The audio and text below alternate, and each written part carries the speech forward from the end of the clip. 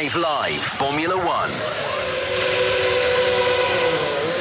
Hello and welcome to Suzuka Circuit. We have just watched qualifying for the Japanese Grand Prix and my word, Max Verstappen lighting up the timesheets. He's been ahead of the pack all weekend long, but that pole position was something else. He will start ahead of Oscar Piastri, the Australian rookie, P2 starting from the front row, and behind him his teammate Lando Norris in the second McLaren. So that's your top three, plenty to discuss after that qualifying session. And with me to talk through what we've seen is our lead commentator Harry Benjamin and the Neon McLaren Formula E driver Sam Bird. Guys, I would say not the most exhilarating of sessions, but what Max Verstappen was doing with that Red Bull was simply scintillating. Oh, lovely work. Another adjective. Lovely work. He was making a point, wasn't he? I think he's been making a point since the get-go from free practice one, and it was a foregone conclusion that he was going to get pole position. It was just how big of a gap was it going to be, and who was going to be in the fight behind him. We come to the right hospitality to prove that because the McLarens were right there. But for Verstappen, it was just kind of, foregone conclusion. There's nothing really more to say about it. Are we following the glory? Are we just following Sam Bird this weekend? Wherever he goes, we follow. He's finally got us into the hospitality at McLaren. Yeah, well. The Pied Piper of the BBC 5 Live crew, Formula One. No, Play that tune, Sam. I get the impression that Singapore and the comments after Singapore have annoyed Max Verstappen. Now we know he's going to win the World Championship. It's absolutely settled on that. But the fact that people were saying, "Oh, Ferrari, they're back. Can they now take the fight to Max Verstappen for the rest of the year?" He was out to say, "Hang on, no, you can't. And I'm going to show you that you can't." And he's delivered today, 6 tenths ahead of the McLarens. He's been on scintillating form throughout the weekend. I think it's only, Leclerc in Q2 that pipped him on a new set, whereas Max was on a used set. So he's been absolutely mighty. And it's not just a Red Bull thing. Sergio Perez, way off the pace, P5 for him, on a weekend where Red Bull can take the Constructors' Championship, Harry. They need to outscore Mercedes by a point, which is looking likely at the moment. We'll come on to where Mercedes finished in qualifying shortly. But he's way ahead, not just of everybody else, but of his teammate as well. It is just incredible to witness. Over 7 tenths of a second at the end, and that was the gap pretty much from the get-go. And Perez, what was 7 tenths? It was 5th in the end, wasn't it, for Perez? And this is what Verstappen brings to the table, isn't it? He can get the maximum extraction from any car, and then he just brings that extra something. And Perez, he was bemoaning the fact that he was down on a set of tyres. Yeah, but that's circumstantial. No, I'm sorry, it's not. He's been 7 to 8 tenths off the entire weekend. Now you can say that it's one set of tyres, but that's one set of tyres. At some point, he's been on a set of softs. Like, you can get closer, and he hasn't been. And it's been all weekend, and it's been for multiple races now. He can get away with it this year because Red Bull are so far ahead, and he's second in the championship, and it'll all be okay. However, if the championship ever gets closer, Red Bull are going to have to think long and hard as to who they want to partner Max Verstappen. And of course, this weekend, when they can take the championship, the Constructors' Championship, okay, it's optics, it's marketing, it's the commercial value of a 1-2, but they need a 1-2. It would look better to finish 1-2 in Japan to take that championship. Sergio Perez, can we expect more in the race? Does it come towards him a little bit for tomorrow's Grand Prix? Yes, I think so. I think that he'll have tyre longevity with the Red Bull, but it's going to be a hard fight. I think both McLarens are in a decent position. I'm not just saying that because we're currently sat in their hospitality and I'm currently wearing my McLaren top. But I genuinely Uber think fan. That they will... Oh, no, sorry, driver. Oi. I think that they will be hard to get past. They look very strong around this track and they were decent on long run pace. But he'll be a force to reckon with tomorrow in the race, but he'll be nowhere near Max. But of course, he's a force to reckon with, but he's not right up there with Max, which puts Max at a slight disadvantage, shall we say, from a strategic point of view. Should we hear from Max Verstappen and find out how he's feeling after that incredible lap here at Suzuka? He'll start on pole position for the Japanese Grand Prix tomorrow. I mean, I think everyone is having a lot of dag around here. You know, the tyres are wearing a lot because of all the fast corners. But I think also tomorrow it's important to have a good start, because if we have a good start, we can do our own race, I think. That race start, people have often said that you've had some tricky ones this year. Do you worry about that as a weak spot, maybe an Achilles heel? In the beginning of the year, yeah. I think lately we have had quite some good starts, so hopefully we can do the same tomorrow. Well, Max, supremely confident after that qualifying performance, bouncing back from Singapore, which was an anomaly, now we know. But in terms of strategy and how they can work together, Max is out there on his own. You'd like to think that he'll be okay. I don't think he's probably panicking that he hasn't got his rear gunner right there with him. I don't think he's thinking, oh no, Checo's not alongside me, I'm not going to win this one by 30 seconds. I mean, look at his points. He could be his own constructor and still be leading the championship. So he doesn't need Perez. Red Bull, as you say, it would be a nice photo finish for a 1-2. We're hearing it's going to be a bit more than a 2-stop, might well be a 3-stop strategy for the race. So where you're going, 2.5 stop? For 2.5 stop, a little bit more. We're thinking 3-stop strategy because of the level of tyre wear and the degradation that's going on here in Suzuka. Everybody is feeling the same thing, some more than others.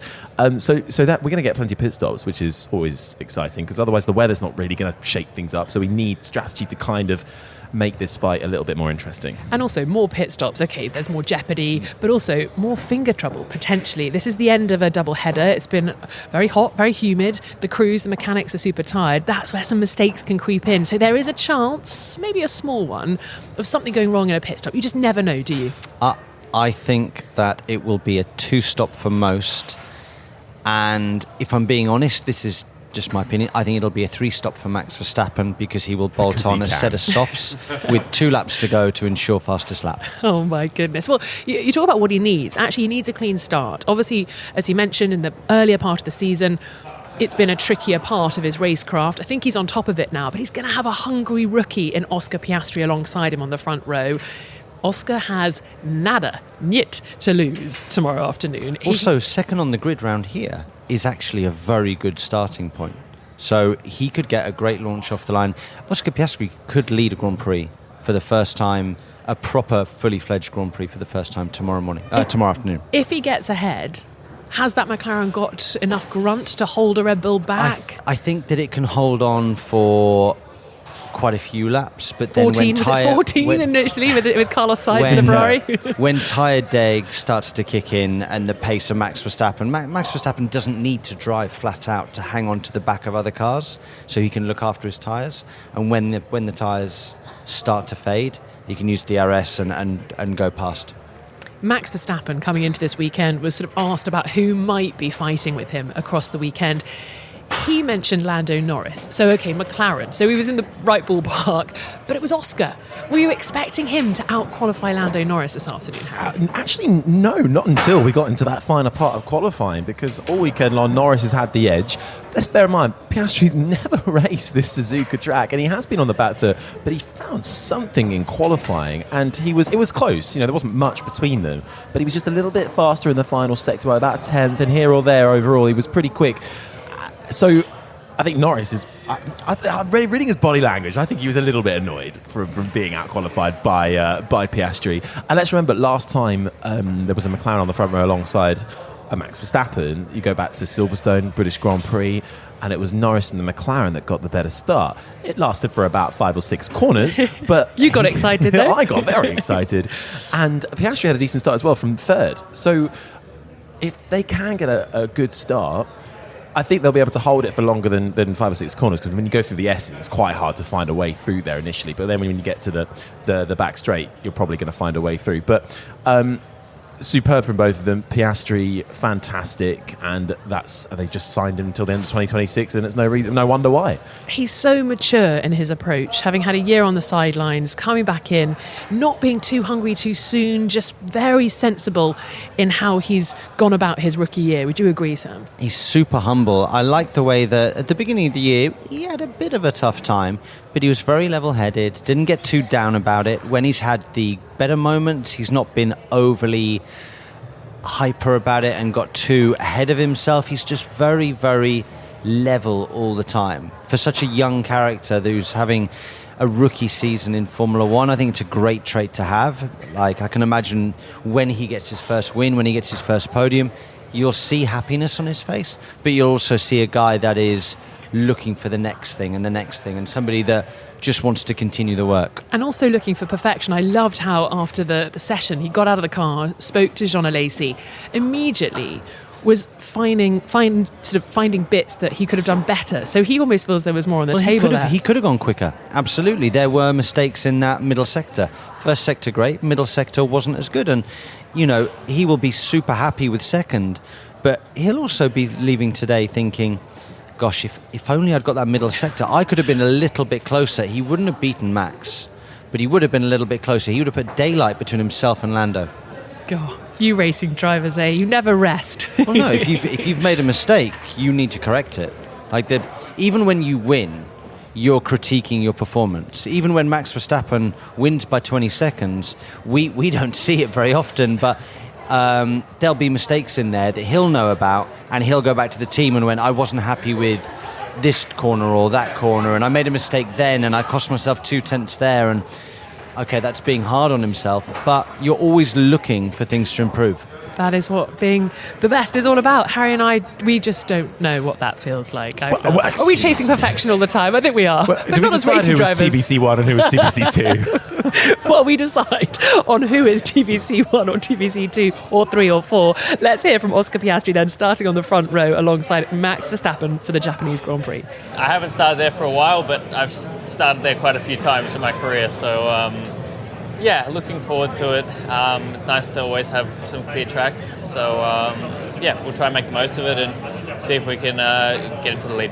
Do you think you've got the car set up for tomorrow, or what do you need from the car tomorrow? I wouldn't say it's necessarily set up for today or tomorrow. I think it's, you try and make it as quick as possible and as kind on the tyres as possible. So we'll see how we go. I think degradation and management is going to be the name of the game tomorrow. I'm confident we should be pretty strong. You're not scared of going up against Max Verstappen? I mean, no. Realistically, I don't think we'll be fighting him unless we get into the lead and pull off a miracle for 53 laps. I think he'll probably be gone within a few laps. So we'll try our best, but I think it's going to be important for us to know who we're racing and be smart about it. Good luck and enjoy it. Thank you. So Oscar Piastri on the front row, P2 for him, ahead of his teammate Lando Norris, who already in the lead up to this weekend was talking about how much Oscar has pushed him this season. There will be a little bit of needle, I imagine, Sam, between these two drivers. Whilst they're sort of raising each other's game, you want to be ahead. I don't think there's going to be needle from Oscar's side. There'll be a little bit of annoyance from Lando's side. Lando won't want this to happen very often. He'll want to be the big brother. He'll want to be the person that controls the team. I think if this carries on consistently, which I think it will, I think Lando's going to be a little bit on edge all of a sudden, because he'll have a teammate who is younger, rookie, who's just signed on for longer here in McLaren. And I think he's going to give Norris a run for his money, and it could well be sort of Hamilton-Button style, a return for McLaren, where you've got these two drivers who are very level and fighting for every edge, where one, it's his team, and he has created it around him, and he has got such plaudits behind him. And then Piastri now coming in, setting the world alight a bit, and he's backed heavily, stolen from Alpine, and backing by Mark Webber, and as the maturity you speak of as well, his character has come out a lot over this season too, which is also really nice to see, and he's just got all the makings of a fantastic Formula One driver. Can two fantastic Formula One drivers have harmony in the same team? Dunno. TBC, I reckon. Let's hear from Lando Norris, P3 for him today in qualifying. I wonder what it'll be come the checkered flag at the end of the Grand Prix. Max is probably going to be leading by 30 seconds by lap 5. So, no, I'm not expecting a race with Max at all tomorrow. But with the people around us, more likely, with the Mercedes, with the Ferrari, with Perez, that's going to be our battles. So, we're in two good positions. We need to use that to our advantage, help each other out.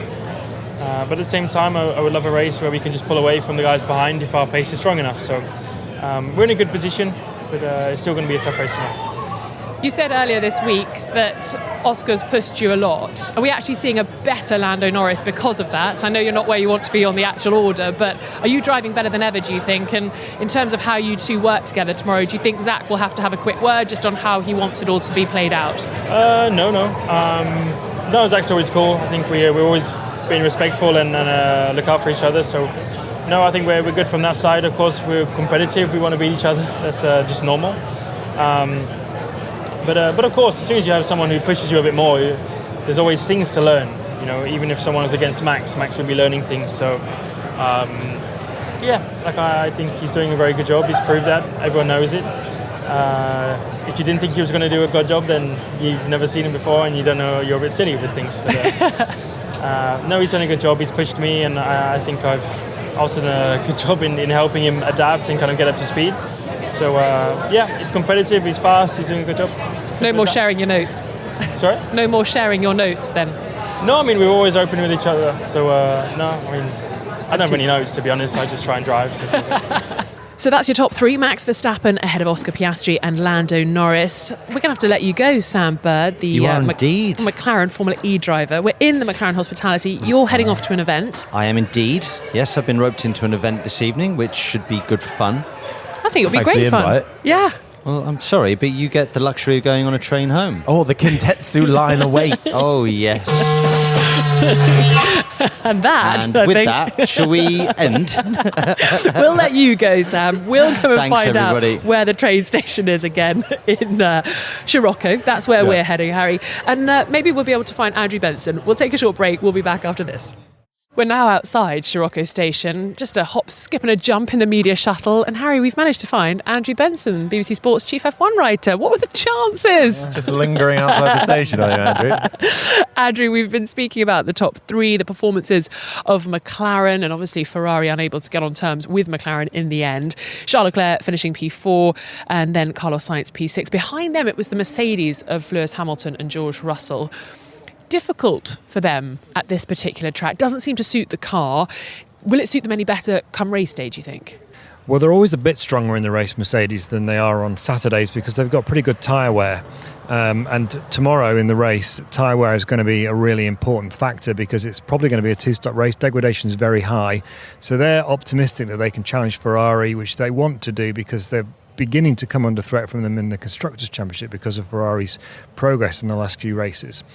But I wouldn't expect any miracles from them. Suzuka is a difficult track for Mercedes because it's full of high-speed corners and it's exactly where their car is not quick.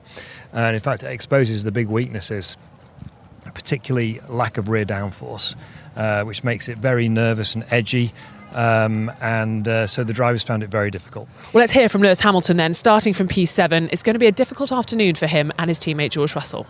Didn't feel like shocking today. It just felt it just was unfortunate slow. I do have a huge lack of rear downforce, so you are fighting the rear still on the knife edge. You're right on the limit, and that means your temperatures are going up often, so you're losing time through thermal deg through the lap at the same time. So as you lose grip, it's easy 1 second ahead of us for him. I've had cars like that before. I know what it feels like, and it's pretty special when you drive a lap with a car with that sort of balance around here. So I'm pushing and hoping for my team to build me that next year. You have so much experience, you know all the tips and tricks to get a car to perform. How frustrating is it for you at the moment when you know all those issues you've just listed, you can't come up with a fix as Lewis Hamilton?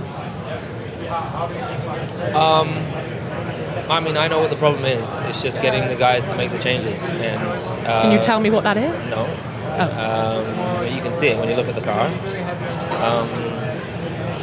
And I can only beat the drum so much. I can only say, try and argue my point, but it's not my job to design the car. But I'm hopeful they do the job over winter. But it's going to take real changes real quick. And next week I'm going to go into the wind tunnel and see whether we're making those changes or not. So frustrations from Lewis Hamilton, I think, Andrew, still bubbling along. What can he do? It must be so annoying, frustrating that he can't get on terms with this car and, okay, out-qualifying his teammate, but they're not on the pace like Ferrari, McLaren or Red Bull. Well, they might challenge Ferrari in the race. We'll have to see. I mean, he's been saying since Bahrain, Rosanna, hasn't he, that he feels that Mercedes have made a mistake with their concept of their car this year. He was annoyed as early as then, in fact, probably earlier from the first laps he drove at Silverstone, I think, in their first pre-season test, that they hadn't abandoned that philosophy that they chose last year. That's kind of what he's referring to in those quotes. He understands that they can't change this current car as much as they need to. I spoke to Andrew Shovlin, the Mercedes trackside engineering director, just after qualifying, and I asked him if he could absolutely commit to saying that they were going to fundamentally change the car next year, and he said yes, they are. They're not proud of any particular concept, they're not sticking to anything, they've set themselves very ambitious targets. Of course, they don't know whether they're going to meet them until the car hits the track in Bahrain, because it's a relative gain, and they're all very, very aware, not just Mercedes, Ferrari, McLaren, just how powerful Red Bull and Max Verstappen are. There was a very, very striking example of that this weekend already, let alone to see what he does in the race tomorrow. So they realise they've got an awful lot of work to do, so they can't make any guarantees, but the Mercedes car will change fundamentally for next year. So Lewis Hamilton can be reassured of that when he goes to the wind tunnel this week. That's what he's going to see. Absolutely. Quick, that's our train.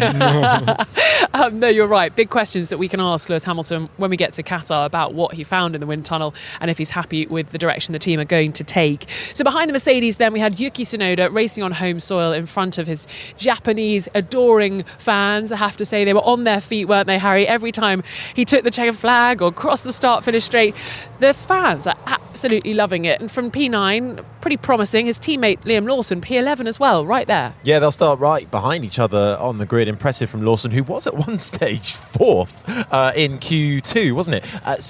Again, showcasing his talent. Of course, a needed result from Yuki Tsunoda, actually. I think he needed a bit of a confidence booster as well, because the last couple of races, he's had pace, but he's only done about a lap and a half in terms of racing. Didn't start in Monza. Singapore, not even halfway round lap one, he had a collision with Sergio Perez, which wasn't Tsunoda's fault.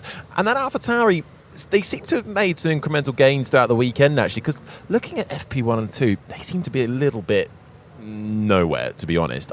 Kind of expecting him to be out in Q1. They pulled that out of the bag, and Tsunoda on home soil, maybe that was the edge in the end, but he does start inside. His first Q3 appearance, I think, since way back in Monaco, starting from a top 10 position. And so they'll be looking for points. He needs some points. If AlphaTauri can get back-to-back points, with Lawson having scored some in Singapore, they're only 5 points away from Alfa Romeo for 9th in the Constructors. And if they can hold themselves off the bottom of the Constructors' Championship, that'll be a massive thing for AlphaTauri, because Alfa Romeo are really struggling too. So could be a really big race for them. Yeah, Yuki Tsunoda perhaps with a little bit of extra horsepower this weekend with his Japanese fans cheering him on. Any other business to sort of cover off? I feel Logan Sargent had an absolute shocker. Was it the wind? Was it the heavy right foot that he spoke to me about in the media pen? And what can he do from dead last tomorrow in that Williams? Well, definitely a heavy right foot. It was pretty obvious. He had some wheel spin coming through that last corner, which is more difficult than it looks, even though some of the drivers were taking a very tight line through there this weekend. It's not done his prospects of keeping hold of that Williams drive for next year any good at all, especially in the context of Lawson, who hasn't got the AlphaTauri drive for next year. They've confirmed Daniel Ricciardo alongside Yuki Tsunoda.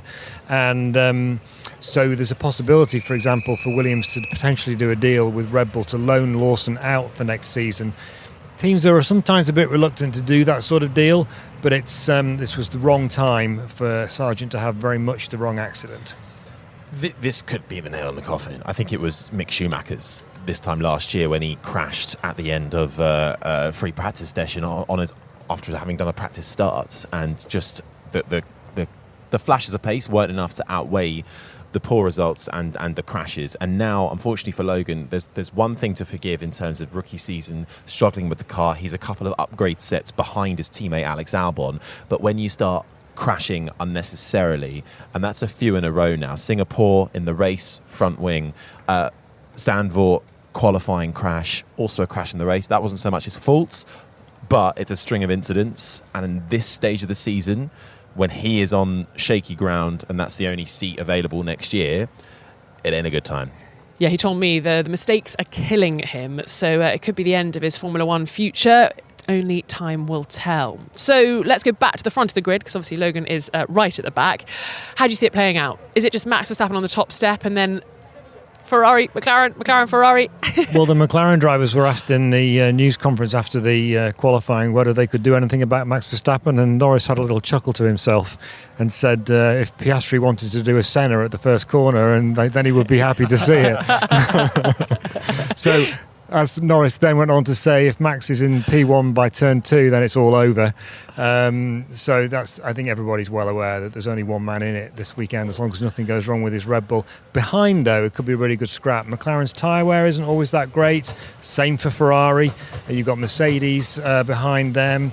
Alonso's a bit off the pace in the Aston Martin. Well, the Aston Martin, I should say, is a bit off the pace. So it looks like quite an interesting fight between potentially the Ferraris, McLarens and Mercedes. And you've got Sergio Perez in there in the Red Bull in 5th on the grid, which is a very disappointing qualifying performance from him. He was a very long way behind Verstappen. But his race pace is strong, so you can expect him to be looking to make progress. And Harry, you're going to be calling the race. Whilst Max Verstappen might be not actually coming up on the screens for you to talk about, who do you think you're going to be calling over the line in P2 and P3? I'm hoping it's going to be a really good scrap between the two McLaren drivers. I'm hoping if they are neck and neck, McLaren are going to allow them to race. I really want that to happen because I want to see Piastri get his elbows out, and I want to see Lando Norris performing at his absolute best. We all do. So that's going to be brilliant. And we said, in part 1, Piastri, if he gets a decent start, could well come out of turn 1 in the lead. He might not hold it for very long, but that could always prove a spanner in the works. And again, I think the Ferraris always bring a little bit of extra something in the race, so they might be able to get up there. And P2, P3, Piastri, Norris. Okay. So formation. Interesting. Yeah. But a good formation, like a good race, not just line astern from lap 1. Yeah, exactly. Please. We want some action. Please, can we have some action? Right, talking of action stations, let's go. Get on the train back to Nagoya. Wish us luck. We will be live, all things being well, from 5:30 tomorrow morning. The race gets underway at 6 o'clock. Andrew Benson, Harry Benchman. Oh, that's time. This has been an IOG production for BBC Radio 5 Live.